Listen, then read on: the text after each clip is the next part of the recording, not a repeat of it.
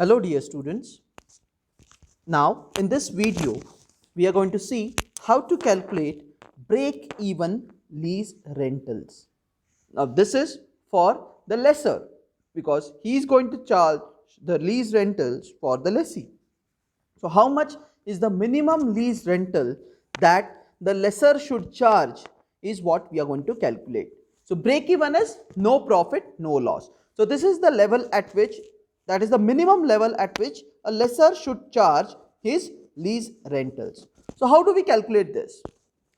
To know what is the break even, we are going to consider the same problem that we have considered in the previous video for calculation of leasing using from the lessor's point of view. The same problem is XYZ Limited is in the business of manufacturing steel utensils. So considering the same problem, we are going to find out what is the break even lease rental. The first thing that we consider here is we have to consider the cost of the machine. So the cost of the machine is 15 lakhs, which is already given to us. Next is we calculate less present value of salvage value. Now what is this present value of salvage value? The salvage value is given to us, that is 1 lakh. We have to find out the present value of it. Now how do we calculate the present value? By considering the present value factor, that is present value lump sum factor for the 5th year. Now why 5th year is because this salvage value we are going to get after 5 years. So we are going to calculate the present value of this salvage value for 5 years. Okay, so 1 lakh into present value interest factor for 5 years, lump sum factor for 5 years, that is 0.519. So 1 lakh into 0.519 gives us 51,900. Once we calculate the present value of salvage value, the next is calculate the present value of tax savings on capital loss. So in the above problem, we have seen in the previous video that there was a capital loss. Okay? So we have to calculate the present value of tax savings on capital loss. Okay? How do we calculate that? We've seen that the capital loss was 89,585. That is, the tax on capital loss was 89,585. Please refer for this value in the previous video. Okay, that capital loss, the tax on capital loss, tax savings on capital loss into the present value factor, lump sum factor. So present value lump sum factor for 5 years again. Now why 5 years is because this capital loss, whatever we are going to get or incur or the tax that we are going to save is in the 5th year, and we are going to find out the present value. So we have to consider the present value factor for 5 years, lump sum factor again.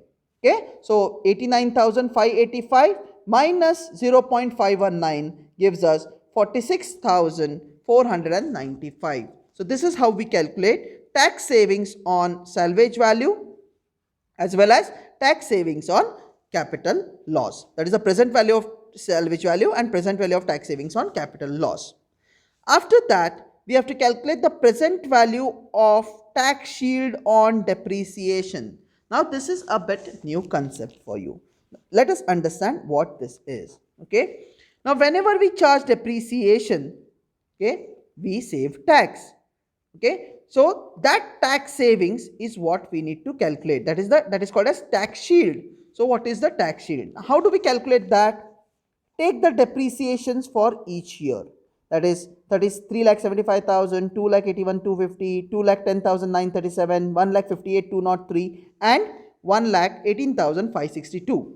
Now these depreciation values is what I have considered from the previous video itself. Okay, so you have to refer for the previous video to understand the calculation in this particular video. So we have considered the depreciation values for all the years, that is 1st year, 2nd year, 3rd year and 4th year and 5th year. Then multiply it by 0.35. Now why 0.35? 0.35 is nothing but the tax rate.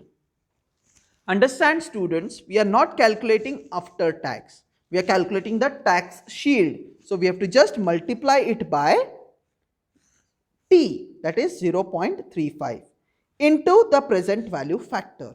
Now present value factor at 14%, because for a lesser it was 14%. The cost of capital was 14%. So at 14%, we have to calculate the present value factor. So if you see here clearly, it is first year's depreciation into 0.35, that is the tax rate, into the present value factor for the first year, that is 0.877.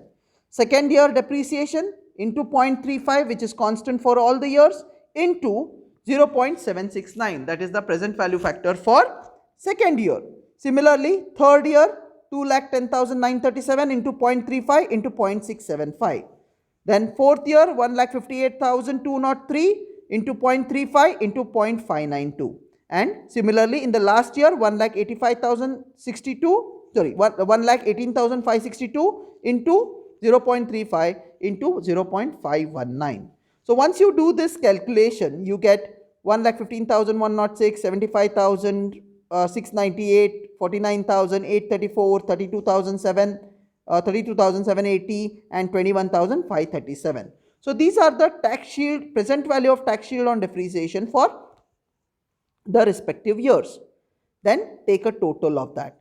This becomes a total of present value of tax shield on depreciation, on total depreciation. Okay. So once you calculate this present value of tax shield on depreciation, then deduct all the values from the cost of machine, that is 15 lakhs minus 51,900 minus 46,495 minus 2,94,955 gives us 11 lakh 6,650. So what is this 11 lakh 6,650? That is the required total present value of after tax lease rentals. It is the required total present value of after tax lease rentals. These are not the after tax lease rental. These are the present value of after tax lease rental.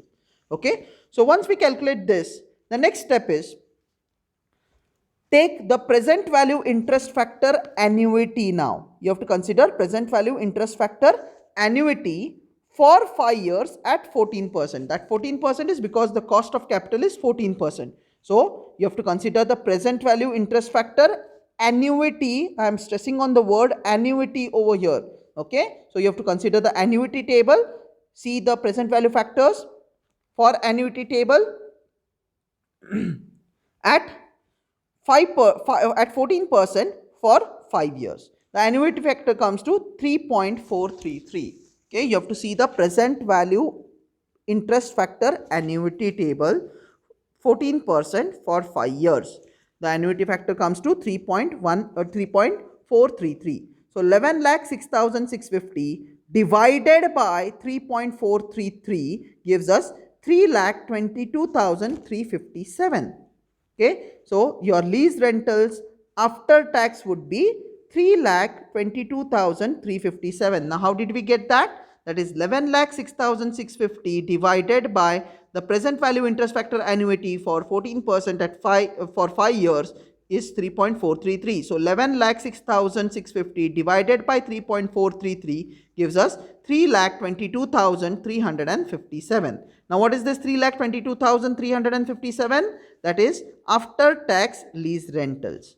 But we need to calculate before tax lease rentals. That is break even lease rentals are nothing but before tax lease rentals. So how do we calculate the break even lease rentals? It is nothing but 3,22,357 divided by 1 minus t, that is after tax. Okay, so 1 minus t is 1 minus 0.35. T is 0.35, that is the tax rate. So whatever is the after tax lease rental you get, if you divide that by 1 minus t, that is 1 minus 0.35, okay, which comes to 0.65. So 3,22,357 divided by 0.65 gives us 4,95,933. So 4,95,933 becomes your break-even lease rentals. So these are your break-even lease rentals. The meaning is, if the lessor charge 4,95,933 as the lease rentals, the NPV would be 0. Okay, ultimately when we calculate NPV, the NPV comes to 0. Okay, the best way to verify is solve the problem as we have done it in the previous video from the lessor's viewpoint. Solve that problem considering the lease rentals as 495,933. Keep all other calculations same. Just change the lease rentals from 4,50,000 which we had considered in the previous problem to 4,95,933 and calculate NPV. Your NPV would be 0. Okay, this is how you calculate break-even lease rentals. Now to just go ahead, sometimes they may say that calculate the lease rentals if NPV should be 1 lakh. Okay, if the NPV has to be 1 lakh, calculate the lease rentals is what they give. So in such cases, okay, how do we calculate that is very simple.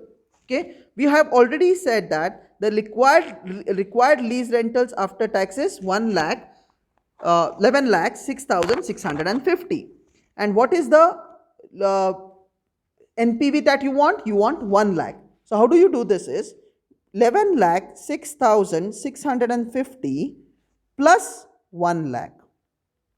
Okay, plus 1 lakh gives us 12,06,650. Okay, so once we get this 12,06,650, then divide this by present value interest factor annuity, that is 3.433. Okay, you get 3,51,486. Okay, once you divide this, you get 3,51,486, and then continue with the calculation. Okay, how do you calculate? Now this is lease rentals after tax. How do you get the lease rentals before tax? It is 3,51,486 divided by 1 minus 0.35. So once you do this calculation, you will get the lease rentals as 5 lakh, what's happening here? 5,40,740. So what is this 5,40,740? That is the lease rentals to get the NPV as 1 lakh. Now understand guys, if you solve it till this point, okay, if you solve it till this point, then the NPV would be 0. But if you want NPV to be 1 lakh, then you have to add this 1 lakh to required total present value after tax lease rental and then continue with the calculation, that is divided by the present value interest factor annuity. You get the after tax lease rentals, then divide the after tax lease rentals by 1 minus T, you get the break even lease rentals, which is 5,40,740. So this is how sometimes they may change the problem. They may not ask you break even, but they may ask you to calculate the lease rentals if they want, if the NPV should be 1 lakh or NPV should be 2 lakh. If it is 2 lakh, then add 2 lakh to this value, then divided by the annuity factor and then divided by 1 minus 0.35. You will get the lease rental. If and at that particular lease rental, the NPV would be 2 lakh. So similarly, whatever value they get, you have to just add it to the required total present value of after tax lease rentals. Okay. Now don't get confused. The adding of 1 lakh, 2 lakh doesn't come for break even. Break even is whatever is your required total present value of after tax lease rentals directly divided by 3.43, you get 3,22,357. That divided by 1 minus 0.35 gives you 4,95,933, which is your break even lease rental. That means if your lease rental is 4,95,933, then your NPV would be 0. Okay, in case they modify the question and give it the other way, that is find out the lease rentals if the NPV should be 1 lakh, then I have already told you the procedure. Okay, I hope you're clear with this particular problem of break even lease rentals. Thank you.